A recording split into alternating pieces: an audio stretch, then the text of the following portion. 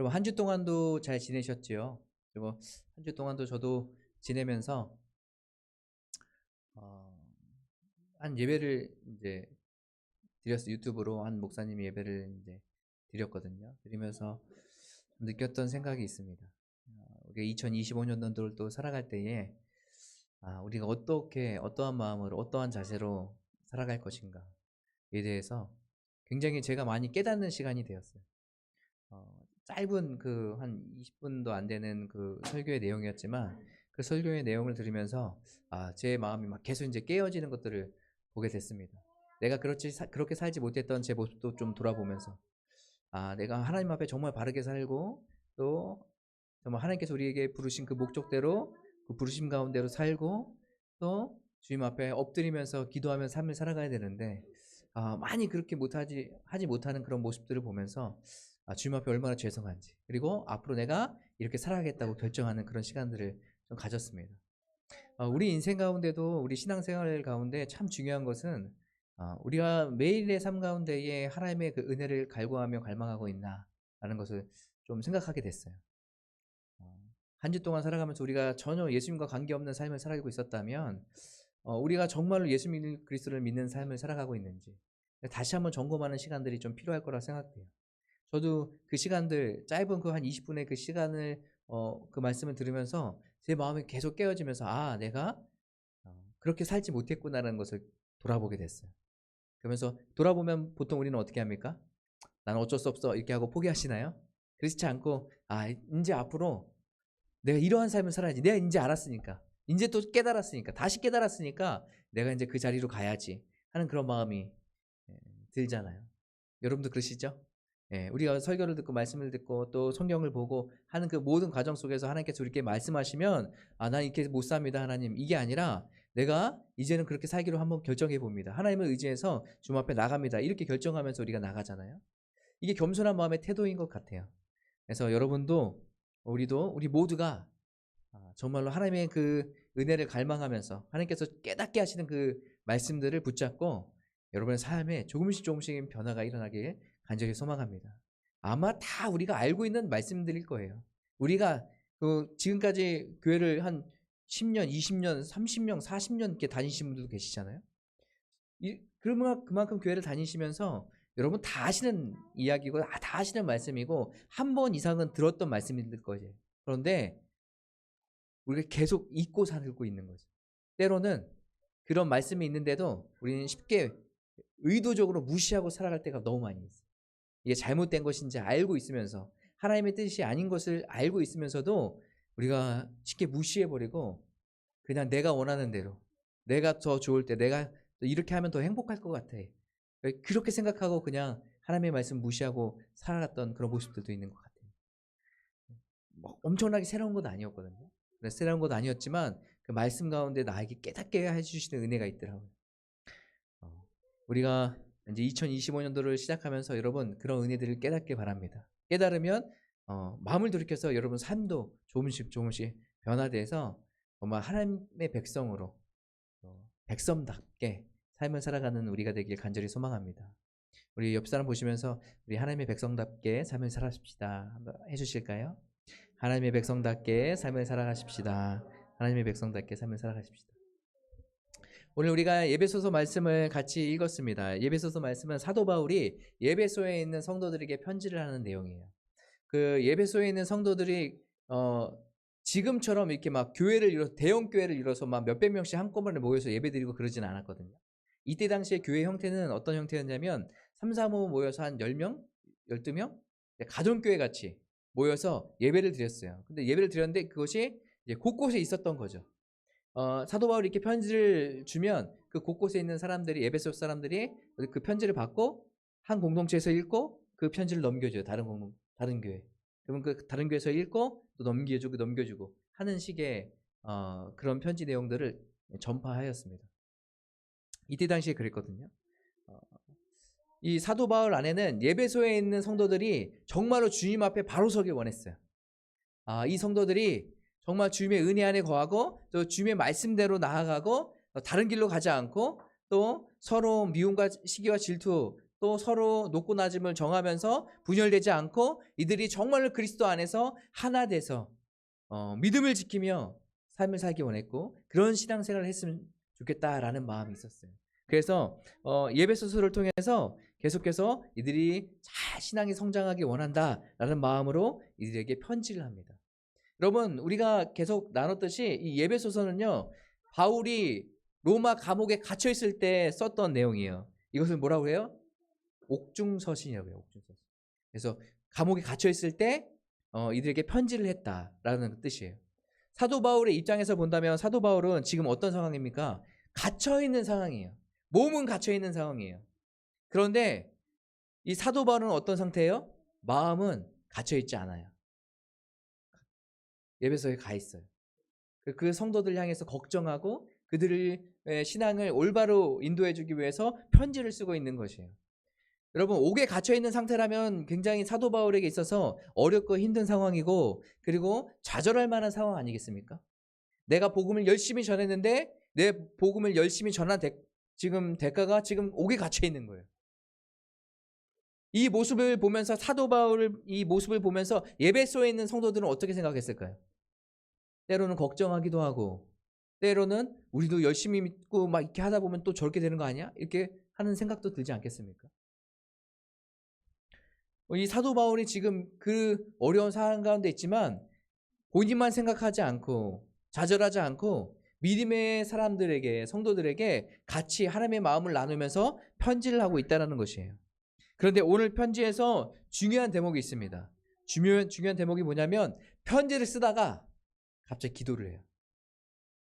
너희들 이렇게 살아야 돼. 이렇게 살아야 돼. 하나님을 의지하면 살아야 돼. 주님 안에서 살아야 돼. 막 이렇게 얘기하다가 갑자기 오늘 14절부터는 기도하는 내용이에요. 사도 바울이 에베소에 있는 사람들에게 기도하는 거예요. 저도 이제 설교를 준비하다 보면 깨달아질 때가 있잖아요. 그러면 기도가 나요. 왜요? 제가 그렇게 살지 못했으니까. 주님, 제가 이렇게 못 살았군요. 이렇게 이러한 삶이 살아야 되는데 내가 그렇게 못 살았군요. 저를 용서해 주시고 올바른 길로 인도해 주세요. 기도가 나오거든요. 때로는 다른 사람에게 위로의 문자를 보내거나 또 위로의 통화를 할 때에도 기도가 나와요. 하나님 마음을 위로해 주시고 격려해 주세요. 그러니까 이 사도 바울이 에베소에 있는 사람들에게 편지를 쓰면서 이 기도가 나오는 것이 이해가 되더라고요. 얼마나 간절한 마음이 있으면, 그렇죠? 얼마나 이 에베소에 있는 사람들을 향해서 간절한 마음이 있으면 이렇게 편지를 쓰다가 기도를 할까? 우리 아이들을 막 걱정하다가도 아이들을 위해서 기도가 나오는 것처럼, 그렇죠? 그런 간절한 마음이 지금 이 사도 바울에게 있었다는 것이에요. 그러니까 사도 바울은 본인만의 신앙뿐만 아니라 믿음의 공동체, 하나님의 나라를 위해서 헌신하고 그들을 위해서 기도했던 사람이 바로 사도 바울. 우리가 기도할 때도 기도 제목, 오늘 같이 기도 제목에 대해서 좀 나눌 텐데 우리는 주님이 원하시는 기도가 무엇인가? 이걸 좀 생각하면서 기도해야 되지 않을까 생각됩니다. 우리가 기도의 방법에 대해서 예수님의 기도를 통해서도 우리가 같이 나눴었지만 오늘 사도 바울을 통해서 사도 바울은 어떻게 기도하고 있는지, 저는 사도 바울의 기도의 내용들을 보면서 굉장히 큰 도전을 받았습니다. 우리가 먼저 정말로 구해야 될 것, 그것이 무엇인 거를 깨닫게 됐어요. 저와 여러분이 이렇게 기도했으면 좋겠어요. 그것을 같이 좀 나누도록 하겠습니다. 15절에 보면 이렇게 나와 있습니다. 이름을 주신 아버지께 무릎을 꿇고 비노니. 여기 이제 그 야고보라는 사람은 별명이 있어요. 낙타 무릎이라고 그래요. 그만큼 무릎 꿇고 기도했다라고 얘기해요. 예전에 유대인들은 어떻게 기도하면 서서 하늘 향해서 이렇게 기도했거든요. 그런데 이제 유대 그리스도인들이나 이제 이방인 그리스도인들이 기도할 때 어떻게 기도하냐면 무릎 꿇고 기도한다고 얘기해요. 무릎을 꿇는 거죠. 무릎을 꿇는 낙타 무릎이라고 이제 별명도 있는데 무릎을 꿇고 기도하는 그런 장면이 나오는데요. 저는 이 말씀을 보면 우리의 기도 생활을 좀 돌아봐야 되지 않을까 생각됩니다. 여러분, 하루 아니면 일주일에 얼마만큼 하나님 앞에 기도하면 주님 앞에 나갑니까? 예전에 신학교에서 그런 얘기가 있어요. 설교를 준비한 만큼 기도를 해야 된다.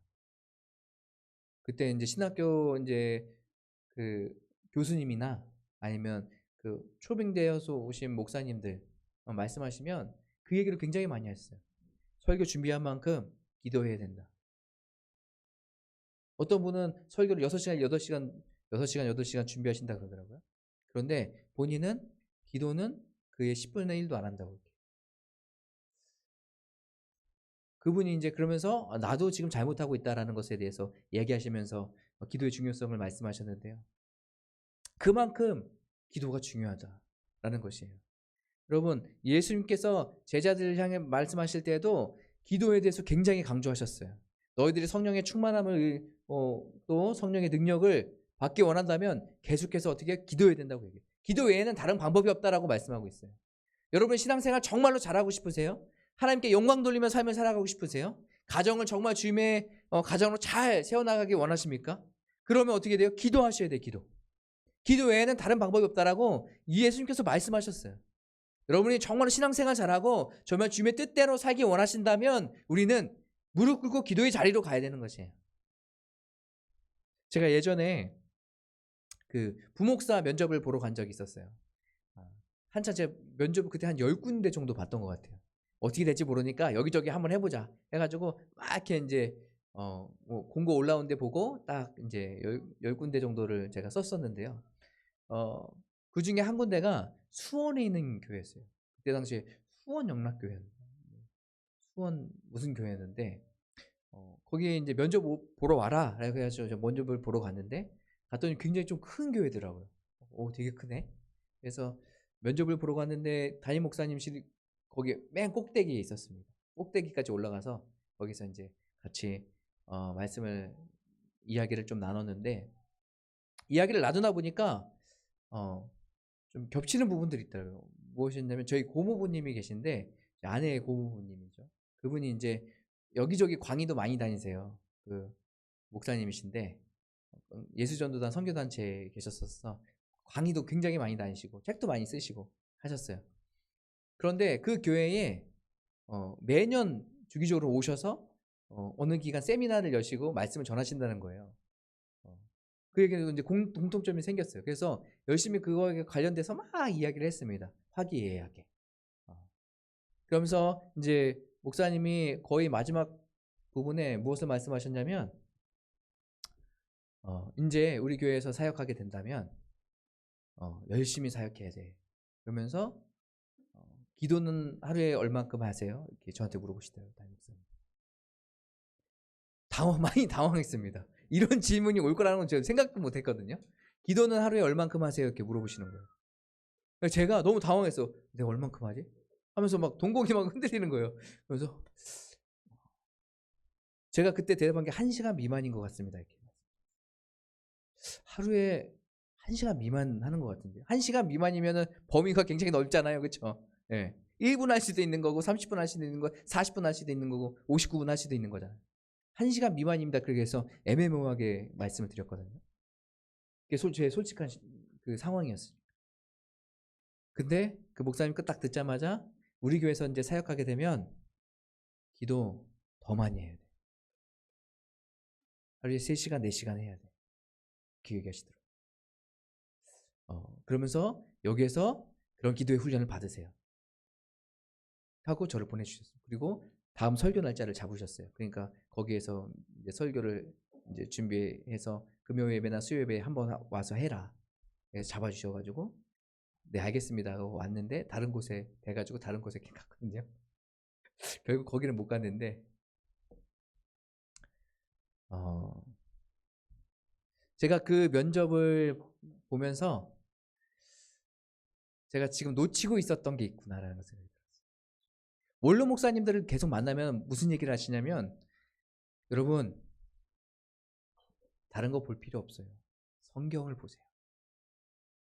목회자로 이제 다 성장해서 목회자 세미나에 가잖아요. 그 원로 목사님들이 오셔서 하잖아요. 정말 존경받는 원로 목사님도 오세요. 그분들이 오셔서 무엇을 얘기하냐면 여러분 성경 보세요. 목사들한테 오셔서 성경 보세요. 다른 책 본다고 다른 미디어 본다고 거기에 시간 쏘지 말고 성경을 계속 읽으세요. 1년에 성경 10독, 20독 하세요. 이 얘기를 하세요. 뭐 중요한 거 몰라요? 라고 하지만 여러분 그 얘기를 듣는데요. 그 목사님이 그 얘기를 하니까 굉장히 와닿기 시작합니다. 내가 얼마나 성경 안에 지금 머물고 성경을 읽으면서 하나님의 말씀을 사모하면서 이 자리에 서 있는가. 그것을 깨닫게 하시는 거예요. 여러분 신앙에 있어서는요. 어떤 보여지는 거 번지르하게 좀 괜찮아 보이는 것 이런 거 쫓는 게 아니라요. 우리 기본을 제대로 다져야 된다고 생각해요. 기본이 뭐예요? 말씀이고 기본이 뭡니까? 기도입니다. 기도. 저도 말씀을 준비하면서도 굉장히 네. 죄송합니다. 누가 카카오톡으로 연락이 왔는데 굉장히 기도하면 이 기도의 시간을 많이 가져야겠다는 생각이 들었어요. 부끄럽더라고요. 하나님 앞에. 우리가 이제 기도의 시간을 가져야 된다는 생각이 들었습니다. 여러분, 여러분의 기도의 시간을 가지시기 바라요. 혹시라도 너무 바쁘셔서 여기저기 왔다 갔다 하시잖아요. 왔다 갔다 하시는 그 순간에도 여러분 마음으로 기도하세요. 계속해서 기도하세요. 여러분 그 기도의 분량이 쌓아지는 거예요. 저는 예전에 그 어르신들이 하시는 말씀이 있거든요. 기도의 분량을 쌓아야 된다. 무릎으로 나아가야 된다. 이런 얘기를 많이 하셨어요. 이 무릎으로 나가야 된다는 게 기도해야 된다는 거거든요. 기도. 그리고 기도의 분량을 쌓아야 된다. 근데 저는 그 얘기를 들을 때 살짝 어떤 마음도 있었냐면 기도의 양도 중요하지만 그거보다는 질이 중요한 거 아니야? 좀 보통 이렇게 생각했거든요. 그러면서 그거에 대해서 별로 막 그렇게 해야 되지만 그렇게 마음의 동기가 생기지 않았어요. 그런데 제가 지금 돌아봐서 잘 생각해 보니까요. 말씀을 주면서 생각해 보니까 그거는 기도하기 싫은 사람들의 핑계인 것 같아요. 제 핑계예요. 기도의 분량은 주님 앞에 엎드리고 주님 앞에 기도하며 나가는 그 시간이 양보단 질 아닙니까? 제 마음에 그냥 저의 정당성을 부여하기 위해서 핑계를 대고 있는 제 모습을 보게 되는 거예요. 그게 아닌데. 이게 정말로 이 신앙을 잘 지키면서 하셨던 분들이 본인들의 경험에서 나온 그 이야기들을 해준 건데 그것을 쉽게 받아들이지 않고 그냥 내 마음 안에 좀 더 나는 다른 방향으로 할 거야 라는 그냥 그런 생각, 이것이 나를 정당하기 위해서 했던 제 마음의 이야기라는 것을 깨닫게 됐어요. 내가 기도하는 자리에 있어야 된다. 기도를 쌓아야 된다 라는 생각이 들었습니다. 여러분 우리가 기도하는 자리에 있어야 됩니다. 우리 차세대 아이들도 하루에 내가 10분 20분은 꼭 기도할게요. 하나님 그렇게 여러분 정하셨으면 좋겠어요. 여러분 기도해. 내가 오늘부터 3시간씩 기도해야지. 여러분 갑자기 그렇게 됩니까? 안 돼요. 안 돼요. 처음부터 조금씩 연습하는 거예요. 하나님 오늘 5분 했으면 5분, 다음은 6분, 다음은 7분. 그리고 나중에는요 시간에 상관없이 그냥 내가 기도할 만큼 그냥 기도하는 거예요. 그 시간이 얼마나 됐든. 그러니까 우리가 지금부터 정하셨으면 좋겠어요. 기도의 자리로 가셨으면 좋겠어요. 기도의 자리. 어떤 분이 그 얘기를 하시더라고요. 한국교회가 이렇게 많고 기도하는 사람들도 이렇게 많고 하는데 왜 한국교회는 무너지고 있는가? 한 목사님께서 그렇게 얘기했어요. 베이직 교회 목사님께. 한국교회 목사들은 이렇게 많고 재직자들도 이렇게 많고 진짜 3분의 1에 되는 사람들이 이렇게 다 교회를 다니고 하나님 앞에 기도하고 있는데 왜 한국교회는 이렇게 가고 있는가? 왜 무너지고 있는가? 그분이 그 한마디를 하시더라고요. 기도해야 될 사람들이 기도 안 하기 때문에 그렇다고. 그래서 본인부터가 기도 안 한다고 얘기했어요. 여러분 기도를 쉬는 건 멈추는 건 죄입니다. 기도하셔야 돼요. 저도 깨달았어요. 저도 오늘부터 이 말씀을 준비할 이 순간부터 기도하기로 결정했어요. 매 순간 기도하기로 결정했어요. 노력하려고 해요. 혼자 있는 순간 교회에 있을 때에도 기도하려고 해요. 여러분 기도하시는 시간들을 꼭 가지시기 바랍니다. 처음에는 10분, 5분 뭐 이렇게 정하셔서 기도하시고 그 다음에는 더 조금씩 늘려가셔서 기도를 쌓으시기 바라요. 오늘 사도 바울은 주님 앞에 무릎 꿇고 나갑니다. 어떻게 기도합니까? 사도 바울이 오늘 말씀해 보면 크게 3가지 정도로 기도하고 계세요. 사도 바울은 이 에베소 성도들 향해서 기도하는데 어떻게 기도하냐? 우리가 보통 기도할 때는 무엇들을 위해서 기도하죠? 우리가 병이 있으면 질병을 고쳐주세요라고 기도하죠. 또 돈이 없으면 돈 좀 주세요라고 기도하잖아요. 또 어려운 일 있으면 어떻게 해요? 도와주세요라고 기도해요. 우리가 일생생활의 삶을 살아가면서 겪는 여러 가지 일들을 가지고 주님 앞에 기도하는 것들을 보게 돼요. 우리가 그것을 기도하지 말라는 얘기가 아니에요. 그것은 반드시 기도해야 될 기도 제목들이에요. 하지만 우리가 그것으로 기도가 끝난다면 뭔가 정말 그 팥빵인데 안 꼽는 팥빵 같은 그런 느낌이에요. 정말 중요한 핵심이 무엇인가? 오늘 사도 바울은요, 에베소 교회를 위해서 기도하면서, 성도들을 위해서 기도하면서 세 가지를 위해서 기도하는데요. 첫 번째는 성령으로 말미암아 속사람을 능력으로 강건하게 하시고라고. 뭐예요? 성령의 충만함을. 성령으로 인해서 속사람이 강건하게 되길 원합니다. 겉사람뿐만 아니라 속사람이 더 중요하다는 것이에요. 겉은 언제든 쓰러지고 넘어질 수 있어요. 근데 속사람이 강해지잖아요. 그러면 어려운 환경이 찾아와도 능히 이길 수 있는 힘이 생기게 돼 있어요. 포기하지 않아요. 넉넉히 그것을 승리함으로 이끌 수 있거든요. 그래서 첫 번째는 성령으로 말미암아 성령의 충만함을 구합니다. 첫 번째. 두 번째는 뭐냐면 믿음으로 말미암아 예수 그리스도가 마음에 계시도록. 저 이거를 딱 보는데 이게 핵심이 아닐까 생각됐어요. 믿음으로 말미암아 예수 그리스도께서 우리 가운데 계시도록. 여러분, 신앙에서 가장 중요한 건 뭐예요? 예수님이 우리 안에 계신 거예요. 우리가 신앙생활을 한다고 이야기하면서 예수님을 우리 마음에 모시지 않고 내 마음대로 내 멋대로 삶을 살아간다면 이것이 올바른 신앙생활이겠습니까? 핵심이 빠져 있는 거죠. 우리에게 정말 중요한 핵심은 바로 예수 그리스도세요. 예수님이 우리 안에 계시도록. 무엇으로 말미암아? 믿음으로 말미암아. 이것을 두 번째로 이야기하고 있어요. 세 번째는 뭡니까? 그리스도의 사랑을 알도록. 그 예수 그리스도의 그 사랑을 우리가 알도록, 깨달아 알도록, 그리고 그 사랑으로 충만하도록 이것을 위해서 기도하고 있어요. 에베소 교회에 있는 성도들을 사랑하는 마음으로, 간절한 마음으로 그들을 위해서 기도하는데 그들에게 안전하게 지켜주시고 돈도 많이 벌게 해주시고 또 좋은 자리 가게 해주셔서 영향력을 바라게 해주시고 그들이 좋은 거 먹을 수 있도록 해주시고. 여러분, 이런 기도를 지금 사도 바울이 드리고 있습니까? 세상적인 기준으로 봤을 때는 그게 좋은 기도 같아요. 그들을 위한 기도 같아요. 그런데 사도 바울이 봤을 때는 이들을 위한 기도는 성령이 충만한 것이고 예수님이 그 안에 계신 것이고 하나님의 사랑을 알고 그 하나님의 사랑으로 충만한 그런 삶을 살아가는 것이 이들에게 가장 중요한 것인 것을 지금 알려주고 있는 것 아니겠습니까? 사랑하는 성도 여러분, 우리가 기도할 때에 먼저 이렇게 기도했으면 좋겠어요. 저도 오늘 이 말씀을 준비하면서 내 기도의 시작은 이거야겠다는 생각이 들었어요. 다른 것을 먼저 구하기 전에 먼저 우리가 정말로 구해야 될 것, 이것을 먼저 구해야 되겠다. 여러 가지 필요들도 있지만 그 필요보다 먼저 우리 안에 있어야 될 것을 먼저 구해야겠다는 생각이 들었어요. 사랑하는 성도 여러분, 여러분도 기도하실 때 먼저 이 세 가지를 구하시기 바라요.